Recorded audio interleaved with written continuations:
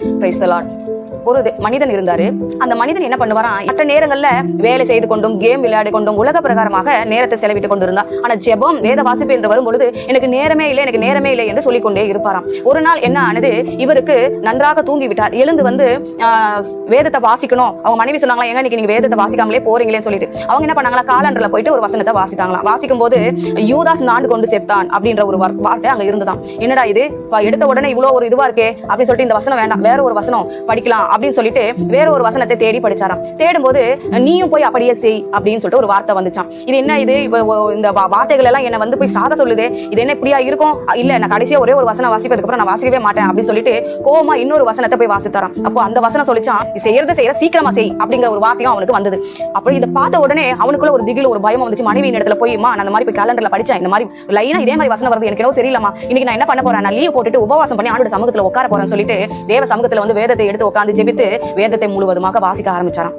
பாருங்க, இன்னைக்கு நம்மளா என்ன பண்றோம், வாட்ஸ்அப்லயே வருகிற ஒரு வார்த்தைகளை வசனங்களை வைத்துக்கொண்டு இன்னைக்கு நான் வேதத்தை படிச்சுட்டேன், ஒரு வசனம் படிச்சுட்டேன், அது போதாதா என்று சொல்லி நம்ம வாழ்க்கையை ஓட்டி கொண்டு இருக்கிறோம். ஆனா வேதம் என்ன தெரியுமா சொல்லுகிறது, ஓசியா 4ஆம் அதிகாரம் 6வது வசனம் சொல்லுகிறது, நீ உன் தேவனுடைய வேதத்தை மறந்தாய், ஆகையால் நானும் உன் பிள்ளைகளை மறப்பேன். இன்றைக்கு வாழுகிற காலகட்டத்தில் எல்லாருமே சொல்ற ஒரு பெரிய வார்த்தை என்ன தெரியுமா, பிள்ளைக்காக தான் நான் வாழ்றேன், பிள்ளைக்காக தான் சகலத்தையும் சகித்துக்கிறேன், பிள்ளைக்காக தான் நான் வேலைக்கு போறேன், பிள்ளைக்காக தான் சேமிக்கிறேன். எதை சொன்னாலும் நம்மளுடைய பிள்ளைகளை சாக்கு வைத்து நம்ம சொல்லுவது வழக்கமாகவே வைத்துக் கொண்டிருக்கிறோம். ஆனா பாருங்க, கர்த்தர் இந்த வார்த்தையை நம்மோடு கூட பேசும்போது பேசுறாரு. ஒண்ணும் இல்லைங்க, இருளில இருக்கிற ஒரு மனுஷன், இருள் என்கிற அந்த உலகத்துல இருக்கிற ஒரு மனுஷன் வெளிச்சத்துக்குள்ள வரணும்னா கண்டிப்பா வேதம் என்கிற அந்த வெளிச்சத்தை நம்மளுடைய இருதயத்துக்குள்ள அனுப்பணும். எவ்வளவா இந்த வேதம் நமக்குள்ளாய் போகிறதோ அவ்வளவுக்கு அவ்வளவாய் நம்மை விட்டு அந்த இருள் விலக ஆரம்பிக்கும். ஏன்னா வேத வசனம் சொல்லுகிறது, என் பாதைக்கு வெளிச்சம் தேவனுடைய வசனம், அதுதான் என்னவா இருக்கிறது, என் கண்களுக்கு தீபமா இருக்கிறது அப்படின்னு சொல்லியிருக்கு. அப்போ இந்த உலகத்துல வந்து இருளே இருக்கிற எந்த ஜனத்தையும் பிரகாசிப்பிக்கிற தேவன் மெய்யான தேவன், அது இயேசு கிறிஸ்து, அவர் தான் வார்த்தையானவர்.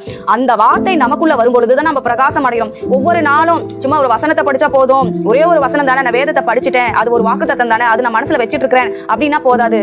நம்ம வேதத்தை ஒவ்வொரு நாளும் வாசித்தா மட்டும்தான் நம்மளா யாரு, தேவனுடைய பிள்ளைகள். அவருக்கு தெரியும் எங்க கை வச்சா எங்க இவங்களுடைய ஒரு வழிக்கு கொண்டு வர முடியும்னு ஆண்டவருக்கு தெரியும். அதுக்கு தான் சொன்னாரு, நீ என் வேதத்தை மறந்தா நான் உன் பிள்ளைகளை மறந்து விடுவேன். நீ வாழ்றது யாருக்காக, என்ன சொல்லி வாழ்ற, நான் என் பிள்ளைக்காக வாழ்றேன், என் பிள்ளைக்காக தான் எல்லாவற்றையுமே நான் செய்யறேன்னு சொல்லிட்டு சொல்றேன். அப்போ நீ என் வேதத்தை மறந்துட்டேன்னா நீ எதுக்காக யாருக்காக வாழ்றியோ அந்த பிள்ளைகளையே நான் மறந்துடுவேன். அப்போ அவங்க என்ன பண்ணுவாங்க, மனுஷன் என்ன பண்ணுவாங்க, ஐயோ என் பிள்ளை நல்லா இருக்கணும், என் பிள்ளை நல்லா வாழணும், ஆசீர்வாதமா இருக்கணும் என்று சொல்லி பிள்ளைகளுக்காகவாவது ஜெபத்திலையும் வேத வாசிப்பிலையும் நேரத்தை செலவிடுவாங்க. ஆண்டவர் எவ்வளவு நாசுக்கா சொல்றாரு பாத்தீங்களா.